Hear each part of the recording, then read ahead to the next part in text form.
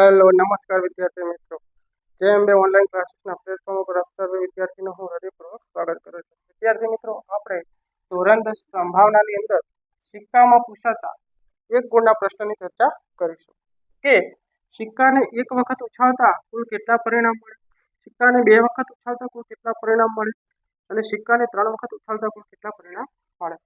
તો આપણે જાણીએ છીએ કે સિક્કાને 2 બાજુ હોય, હેડ અને ટેલ, એટલે કે સાપ અને કાંટો હોય. તેના દ્વારા આપણે એક સૂત્ર યાદ રાખીશું. સૂત્રનું નામ રહેશે 2 ની n ઘાત.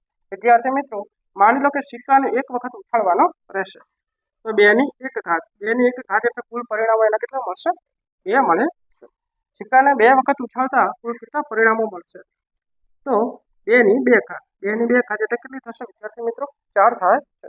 એવી જ રીતે સિક્કાને 3 વખત ઉછાળતા કુલ કેટલા પરિણામ મળશે? તો 2 ની 3 ઘાત એટલે કે કુલ 8 પરિણામ મળે છે. તો વિદ્યાર્થી મિત્રો, આ રીતના તમે સિક્કાને 50 વખત, સિક્કાને 100 વખત ઉછાળતા કેટલા પરિણામ મળશે તે પણ તમે શોધી શકો છો. તો વિદ્યાર્થી મિત્રો, 2 ની n ઘાત સૂત્ર તમારે યાદ રાખવાનું રહેશે. જો વિદ્યાર્થી મિત્રો અમારો વિડીયો સારો લાગતો હોય તો વિડીયોને શેર કરો અને આ ચેનલને સબસ્ક્રાઇબ કરો. જય હિન્દ વિદ્યાર્થી.